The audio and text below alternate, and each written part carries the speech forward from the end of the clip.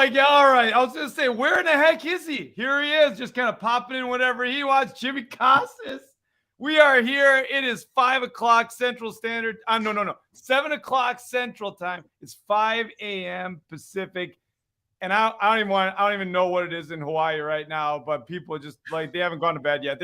In fact, this is what they call the after party, Jimmy. In Hawaii, this is what they call the after party. You go out, you come home, and then you just sit down and listen to us. That's what's going to happen, man. This is, it's early. Can we talk about that? It's early, Jimmy. It's early. And I don't know if I like it that much. Here we are. And listen, Carolyn's here. Carolyn is here. Carolyn is here. She's in California. 5 a.m. It's 5 a.m. in California. Frank's here. He's on the East Coast. He's on the Eastern time zone as well. Man, oh, look at this. Beautiful. Look at that. Fantastic. We are excited today. And honestly, I've been up for a while, Jimmy. I've been up for a while. I've been thinking about things. I couldn't get to sleep. So I just got up. Jimmy, I just got up. Because why not? Start the day. Get it going. Roll. I'm heading 3.5 hours away to watch a track meet today, right? I'm going to watch my daughter like jump a couple times, run a couple times. Collectively, I'm probably talking about, because she sprints, we're probably talking about 8 to 10 minutes of total activity time. I'll be on the road for 6 hours and an overnight stay for essentially 8 minutes of action. That's what this is, Jimmy. That's what this is. This is what parenting is. Just going to tell you right now, it's crazy. But at the same time, that's where. Anyway, the reason I want to tell you that I was up early was I was thinking of stuff. And you know when I think of stuff, I don't even want before you share that, Crystal Johnson, get her in a good frame of mind because she's on her way to take the national board certification, Joe. Listen. That is commitment. That is commitment. Listen, Crystal. Here's what we need you to do. You go get that national board certification, and then you come on here and you talk about all the work that it took to get you there. That's what we need you to do at this point, because that's well beyond the intellect that either of us have right now. I'm telling you right now, that's just what it is, Jimmy. Let's be honest. We're not all that intelligent. That's what this is. We're just super loud. So here's what I'm thinking about. Look, I haven't even had coffee yet. So let's talk about what could happen today, okay? Here's what I'm thinking about. I got up and I kept thinking about, I saw this video and I did a walk to work already this morning, right? To talk about some of the things that just some leadership stuff, whatever. And what I talked about was, I'm just kidding. So what I talked about was when things don't go our way, what do we do to make sure that we keep going in this spot? And the example that I talked about was I saw a video. And there was this guy that was talking about Tiger Woods and his and the chip in on 16 at Augusta. That's widely regarded as one of the greatest golf shots of all time, right? And so the thing that he was talking about, which I thought was really interesting, was the shot never actually should have taken place. If Tiger Woods would have done what he was intending to do, which was hit the green and have a 10-foot uphill putt at that point, it wouldn't have gone over the green, and he wouldn't have had to chip onto the green.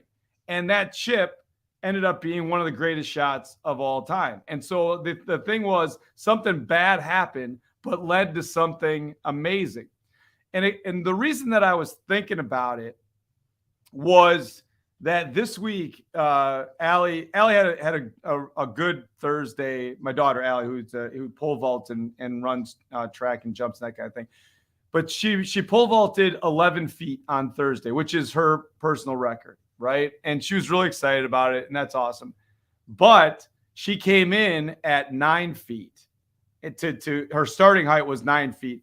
She missed her first 2 jumps at 9 feet and had to figure out a way to get on the third jump to clear the height that she always clears. She had to figure out a way to dig deep within herself to get over that height.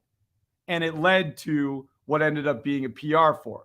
But in that moment, when she's running at that down that runway in her third attempt at a height that she always gets, and I didn't know if she was going to make it over, things were a little tight there for a second. But once she got over it and then kept going, it took her 3 attempts and then all of a sudden it was 1 attempt at 10 feet, 1 attempt at 10.6, 1 attempt at 10.9, one attempt at 11 feet, and she just figured out a way to get it going. So, sometimes we just don't know in the moment. When bad things happen, if we just keep going, there's a better chance. I mean, we end up in a really cool place, but it's really hard to realize that in the moment. So the way that I talked about it this morning, the other thing that I talked about was the idea that in this time of the year, people are looking for new jobs or getting principal positions, but one person gets that principal position and the 5, 10, 15, 20 other people that applied for that position don't get that position. And then they have to decide what they're going to do. 13 years ago, I was a principal in a different school district, and there was a job in that school district that I really wanted. Like I thought it was a school that I thought was struggling, thought that I could help out. I was really interested in. I started talking to people. I did everything that I could to kind of move into that spot. I went through the interview process as an internal candidate, went through the interview process with external candidates for that position. I ended up not getting the position, and I was absolutely devastated. Like absolutely devastated that I wouldn't be able to work in that space. And a few weeks later, someone called me and said, hey, you should take a drive out to Fall Creek because they have a principal opening out there. And it really looks like it could be a good fit for you. And I did. And here we are 13 years later. Like in that moment, if I wouldn't have taken the next step, if I would have just kind of wallowed in where I was, then I wouldn't have been here. And I wonder how many times that happens. Like how many times do we let what happened to us impact the direction that we want to go because we're still thinking about why what we wanted didn't happen. And so what I'm telling people, I'm hoping to tell people, and I tried to tell them this morning when I was walking to school, was you just got to figure out a way to keep going, even when it gets really tough. And that story about Tiger Woods that I saw in the video this week really resonated with me because of that. So I don't know, just thoughts that I had on the way to work this morning, because I think we can get in our own head and then tend to not think about what the next step is because we're still wondering why we didn't get what we thought we deserved or thought that we wanted or whatever. What do you think? You want to know what I really think? No, but you're going to tell me. I think that was an 8-minute monologue. I think that the 1-minute walk to work has now become the 8-minute talk to the weekly show. That's what I think. Listen, Joe, let me tell you something. No, do not interrupt me. Let me tell you something. My turn to talk. Joe, it also works the other way sometimes. Let's be honest. Let's imagine that over a year ago, you and I would have talked about this weekly show and you would have said no. Then I wouldn't have to sit here and listen to you today. I mean, that's how I see it. It could have been better, man. You could have said no. I agree. Yeah. I'm trying to figure out how to keep going. Joe, I'm trying to figure out how to keep going right now. To be honest with you, I'm like, keep it going, Jimmy. Keep it going. Joe, listen to me. Right. I've been practicing all week. This is for all of our 14 followers this morning. Listen to me. Nice. See how this sounds. Joseph. You hear me? Joseph.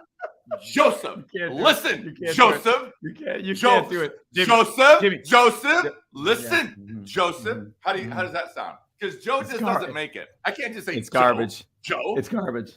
Jimmy, it's garbage. It's garbage. You get like, hey, here's what the next week we're gonna talk about staying in your lane. That's what we're gonna talk about: staying in your lane, knowing your place in that spot, man. Stay in your lane. But I think here's what ends up happening. I think there are tremendous leadership opportunities out there, and I think a lot of leaders that are looking to get into the next situation, whatever that situation is, there's also some heartbreak that goes along with that. But when that heartbreak defines whether or not we're gonna keep moving forward, then we miss out on tremendous opportunities because we're still thinking about why we didn't get what we thought that we wanted.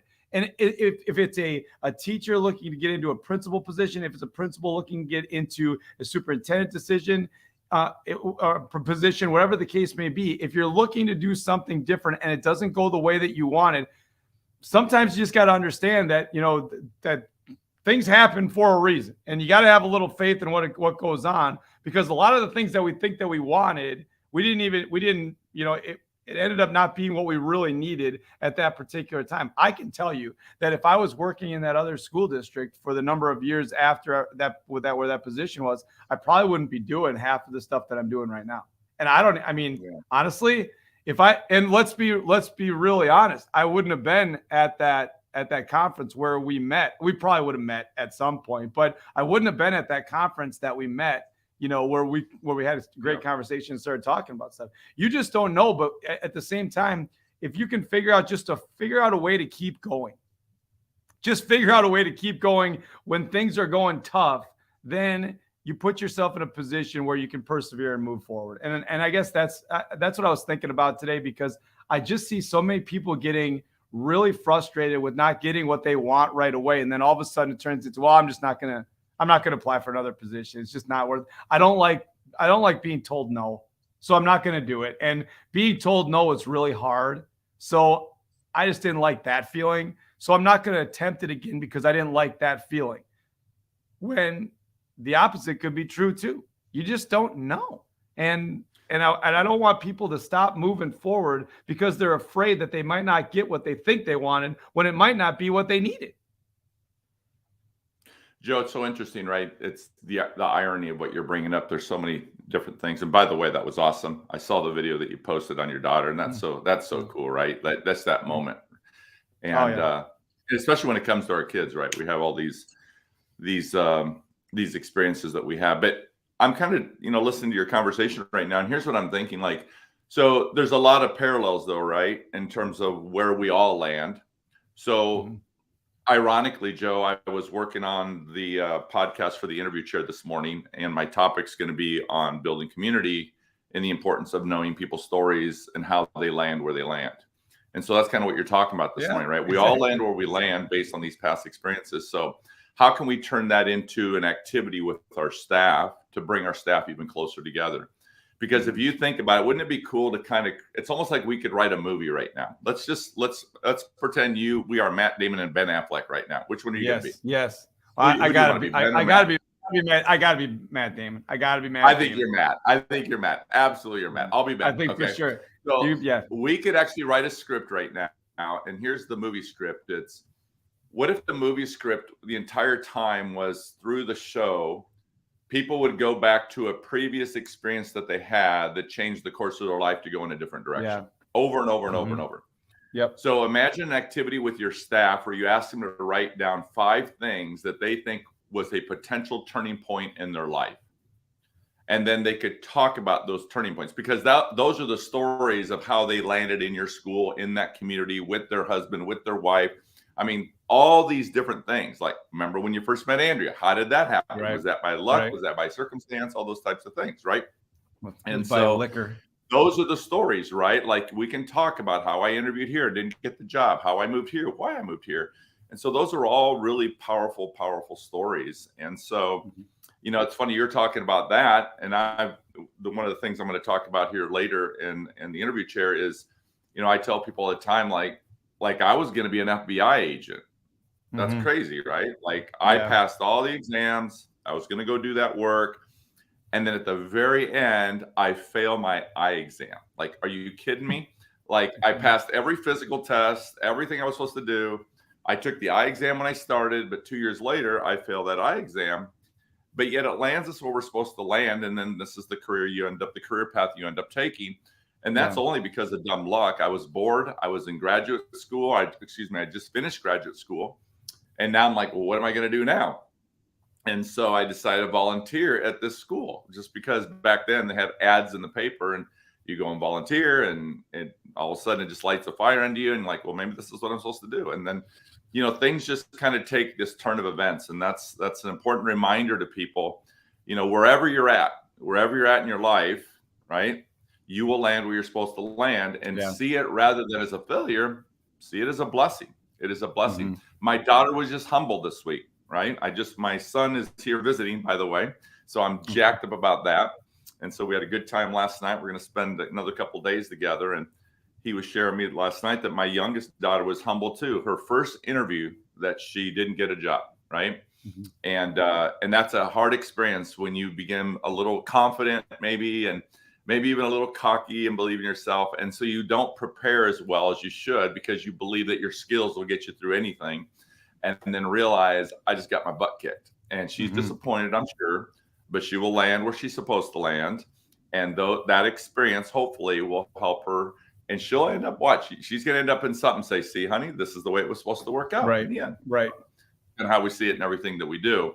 And so, but it's a great reminder anyway to maybe the followers here can use that as an activity at their next staff meeting somewhere along that line, because it is important to slow down and take time to understand people's stories and, well, how did they land here? Talk to us about that journey.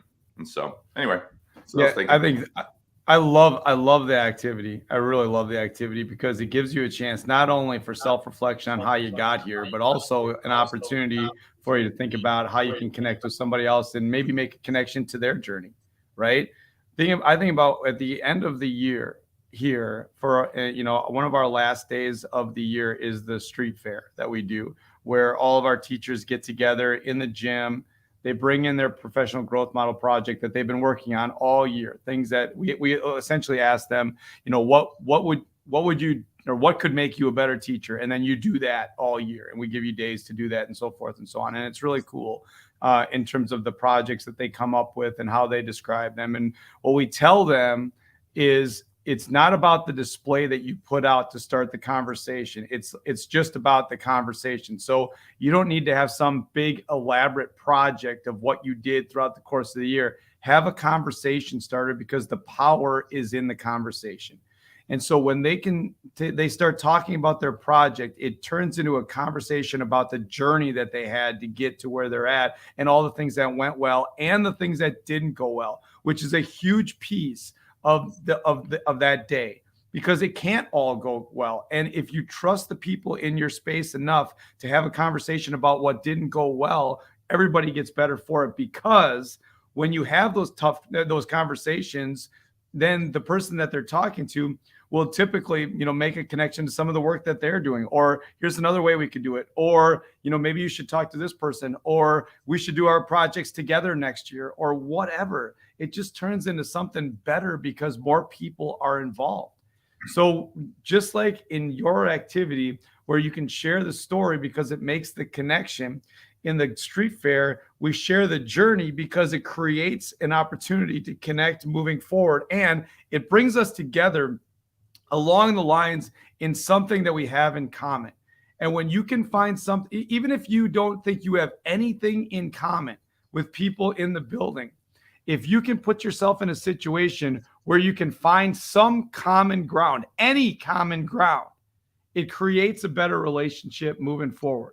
And so when our high school teachers are having conversations with our 4K teachers about what's going on in class, and on paper, these people have no connections at all, right? These people, we're talking about adults that teach 18-year-olds versus adults that teach 4-year-olds, and the difference between the two. But when they can have conversations about how they're growing individually and at their grade level, the ideas that come up and the conversations that lead to connections end up being unbelievable. Like that particular situation turned into our high school ecology teacher bringing down high school ecology kids to the 4-year-old kindergarten class to teach science lessons and to make a connection between kids in a small school district. Man, like you don't know until you start the conversation. And if you refuse to have the conversation or don't actually engage in the conversation, you never know what's going to happen on the other side of that.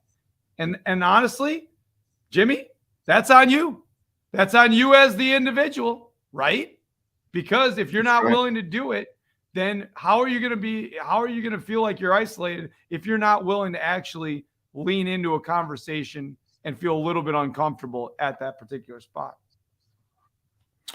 Yeah, Joe, we're talking here this morning. This looks like we're talking about connections, building community, getting to understand people's stories. So we're going to offer a couple things. One, for those of you who are at home, not driving, Crystal, for those of you who are at home, if you want to maybe type in one of your favorite, how do you build community? Maybe it's an icebreaker, call it what you want, a connection seeker. all these different names we call them. But if you want to share one in here, that would be great for our audience. If you want to jump into the studio with Joe and I and just talk about one of your favorite community builders, we'd love to hear that as well. So as we're doing this, let me just share a couple of things for people to think about as a practical takeaway, maybe they can use at their next faculty meeting. So again, there are lots of ways, but it's the intentionality, right, behind giving people an opportunity to tell their story. So let me just throw a few out there, just come off the top of my head. One, Joe, I think you talked about last week, like even simple phrases like, when was the last time you were scared to do something? What is one thing you regret? What is one thing I used to believe about education that I no longer believe? So all these little prompt types of questions. Remember, the idea is just to get people to talk, to get in conversation, to begin to understand how people think the way they think. What are some common grounds? What are some connections that can be made between people? But more importantly, you're allowing people to get to know one another on a more personal level, which then begins to build those relationships, which then begins to build that trust. And sometimes those stories are about empathy too, right? Yeah. So here's a few icebreakers just off the top of my head. So stop in the idea of like, what about music? Music is powerful, people, right? So again, we could start an activity with people pairing up and saying, hey, why don't you go ahead and start singing some lines from your favorite song, and then see if the person can tell you what the song is and who the artist is, right? Again, these are always things that get people. It's amazing how people will really get into the songs, right? Because some people have their go-to, what we call the go-to karaoke song. So that could be an activity. You could do the same thing with movies, right? Think of your favorite movie, start sharing some lines from that favorite movie, see if the person can figure out what the name of the movie is. Again, those are just some ideas of having some fun ones. One of my favorite all time was always getting the phone out, looking at pictures, going through the camera roll, finding a picture that's meaningful to you, sharing the picture, and then sharing the story of why you picked that picture. Why is it so meaningful to you? And what I love about that is that once you do that, people will keep looking for more pictures. Why? Because it's a reminder that people love to tell their story. And so then you can keep telling more stories and let them keep going through the camera roll. And it's amazing when that activity is over, if you ask them, did you learn anything about the individual that you didn't know before? It's almost and always a yes. Always. And it's a reminder again that even though we say that we know these people, and we say, oh, they're like family, I've taught with them for 7 years and they're like my bestie. Well, the truth of the matter is what we learn is most of what we know about our colleagues and our work environments people is still pretty superficial. Yeah, I know whether you're married or not, what car you drive, what team you root for on the weekend, how many children you have. But what do I really know about you, right? What do I really, really know about your stories? And so these are powerful reminders. If you want to take that activity one step forward, take those pictures that they choose, ask them to send that to you. Go ahead and print it out and put it all along the walls in your next faculty meeting, and let people do a gallery walk, and then have people look at those stories, and then have people share those stories, and how powerful that is, and an opportunity to bring people together. Another one of my favorite ones, as we were talking about the jobs, Joe, is go ahead and have every faculty member list every job they've ever had, And then I would list my job, Joe, and I would go through and like, oh, bartender, waiter, right, salesman, temporary jobs during the summer. I worked in a factory, all these different jobs that people had no idea that you ever had. So I would list my job, right, and I might come up with 10 jobs before I became an educator. I don't include the educator one because we all know you do that. But prior to education, what's a job you did? Joe, I could hand you my list, and then Joe, you would look at that list. And then you would say, Jimmy, tell me about this job. And then I would tell you that story. And then you would give me your list, and I'd look through your list, and I'd say, Joe, tell me about that job. And it's a reminder again, how much we don't know about people and all those opportunities, because those are their experiences that landed them where they're at today. And so these are different ways that we can be really intentional in building community with staff. So whether you call them icebreakers, I like to call them community builders, because I think that's what leaders do. I think we build community. And so these are ways that we can bring people together. And the last one I'll say is this. When you look at that job list, what I've found, which is really incredible, when we get done sharing our jobs with each other, then we can ask a few people to share it with the whole room, because then it expands the group of who you're sharing it with. But what I've learned is how many people have actually worked in some sort of restaurant business. Yep. Service Bartender, industry. waiter, Yep. Absolutely. Right? So if you look at that job alone, you could then take that activity and say, okay, if you've ever worked in the food service industry, let's go over to this side of the room. If you've ever worked in retail, go to this side of the room. If you've ever worked in any job you would consider like manual labor or, construction or some sort of, you work with your hands, go in that side of the room. And then you could just say something like, okay, what I want you to do now is break up into smaller groups again, but share your horror stories from that job. What's a horror story? Something.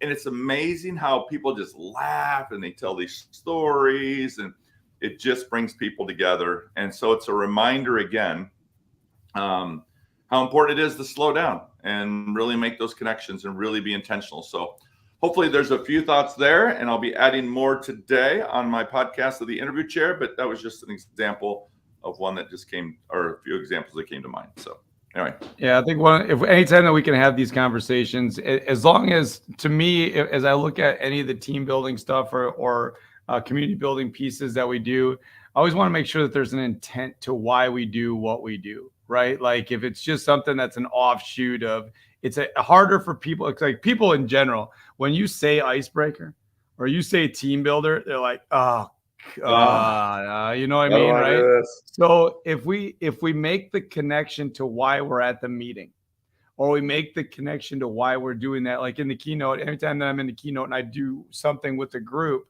I always try to connect it back to why, about the content of what we're talking about. So if you can connect that conversation, that community builder, to why you're in that particular space, you're not going to get as much pushback as if you just stand up and say, okay, team builder time, icebreaker time. Because then it's like, oh God, no, I don't want to do this. I don't want to do this. And I think it's important for the leader in that space to bring it back to the content, because it's modeling what we want to do with, with the classroom or with the department or whatever, because we want to have a reason why we're doing certain things. And community building is a reason. You can talk about obviously you want to bring people together, but if you can connect it to the content, people are more willing to understand why we're doing the work that we're doing. And a lot of times I think they don't.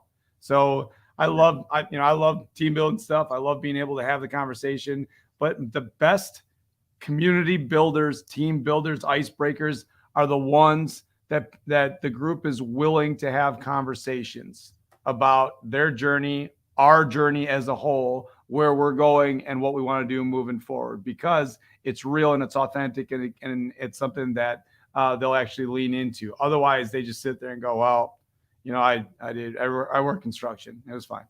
Right. I mean, being able to connect the conversation. Shannon put out there, love starting with a 30 to 60 second brag about something that you're proud of. What if you take that and then you do what you did, Jimmy, which was post those things all over the wall in the room. And then when you did have breaks during the faculty meeting or during the in-service or during the workshop, just leave them up so you could have the conversation, so people could go take a look at them and walk and do this whole, we do content walks. We do, like data walks. What if the data walk was actually the get to know your colleague walk, right? Like all of a sudden now we're in a really, a different situation, because we're getting to know the people around us, which I think is truly important along the way. And we don't do enough of that because we're always trying to get to the next thing on our list. So the more that we can do that, some of the things that we've also done is, an interesting fact about someone that we have a contest and see if we can figure out, like, one thing that people don't know about you, and then we give prizes away for that. So some other things that we've done here are on we're going to do some next week for Teacher Appreciation Week. We're going to do like a call-in show at the end of the day. So when all the students are gone and staff is still there, I'll say, like, 5th person to call my office and tell me blah, blah, blah, whatever, the person on staff that did this, give me a call. And then the 5th person is going to get a gift card. Or 10th caller into my office that can tell me what song this movie, what movie this song is from, and then play the song. Then all of a sudden we get some conversation. So those are fun because people are tripping over the phone to get there. Sometimes they don't even call me. They just run into my office and start screaming, and that doesn't count. So they can't, that doesn't count. So anything that we can do to bring people together. Yeah, Joe, that idea of the purpose behind it, right? And there's a lot of those, right? Even going back to Shannon's example here, and I love that, right? And we've done that activity too, right? Brag on a colleague. But why do we do that sometimes too, right? It's also to share all the great things that people are doing. It's also for recognition, but it's also to put us in a really good place, especially as school leaders. Let's be honest, sometimes we can fall into the trap too of walking into the meeting and being a little negative about members of our staff. And if that's the way we start a meeting, probably doesn't put us in a really good place. And by the way, look at what we're modeling, because we get frustrated with teachers who gather and talk negatively about kids. So, right. Joe, you're the one that shared this with me. I think one time I was actually having this conversation with you and saying, hey, the reason of bragging on a colleague is to put us in a really good place and go around the room. And then you said, yeah, and wouldn't that be cool if after you left that meeting, you went to that teacher's room and said, hey, listen, I was in a meeting this morning, they were bragging about you, and here's what they said about you. And so we just kind of continue to carry that banner for one another. So Shannon, good morning, and thank you for being here. Thank you for sharing that idea. David, thank you for your wonderful comments. And look at Lynn's comments. I like that too, the collective resume. So thank you for sharing that idea out, Lynn, as well. And all the variations that come from these things too, right? There's a lot of varieties or variations that you can take from these ideas and just keep building on them. So, and let's not forget this. One, it's important that as leaders, we model these community builders during the faculty meetings or in services that we have, but we also want to explain the why behind it. A couple things. One, we're trying to create an experience for them, right? It is fun sometimes just to do a community builder for the joy of it, right? Because the reality is this job can be stressful, and sometimes we just have to have fun, and that's okay too. We can tie it back to the lesson. Like Joe said, what was the reason? What's the purpose? How do we make those connections? But sometimes it's okay just to watch people have a lot of fun. What are different games? One idea I had I love is you just put out a bunch of board games on the tables, and as people come in, just tell them to choose a table, and they'll sit down and start playing it. It's amazing. It either reminds them when they were a kid or a teenager and takes them back to those memories and allows people just to gather and have some fun. So there's a lot of different ways and activities that you can do. But let's not forget, one of the reasons also why we do it is because hopefully we're going to remind people that, well, are we taking time to build community in our classrooms? Because kids need those opportunities too. And they need opportunities to come together and build those relationships and make those connections to create that sense of belonging in their classroom.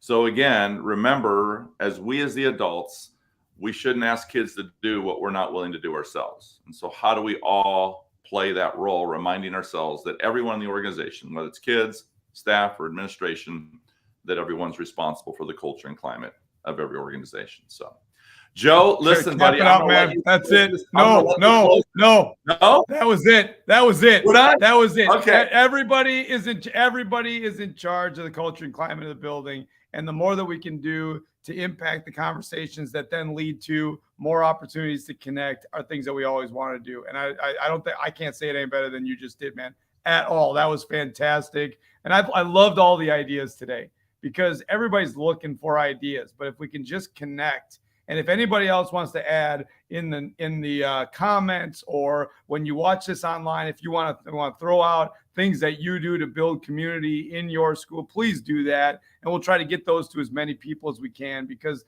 we're all looking for help, right? We all need someone to kind of help move us forward. And if we do that, we put ourselves in a better position. Great job today, Jimmy. Great job. Thanks, Joe. And I want to run off because I want to go spend some more time with my son and his beautiful fiance. We are so excited to be hosting him here this week. So all of you, thank you so much for what you do. Thank you for joining us on the show. We hope that you will share our podcast. For all of you who do not know, the weekly show now is also on podcast on your favorite podcast platform. If you would please share that with people or with others, maybe give us a follow, give us a like, share a comment. We appreciate you. Joe, my brother, no matter what happens, Joseph, I love you, my brother. Have a great weekend. Drive safely and go Alley. Go Alley. We'll see you, buddy. Okay. Take care. Have a good All right. God bless everybody.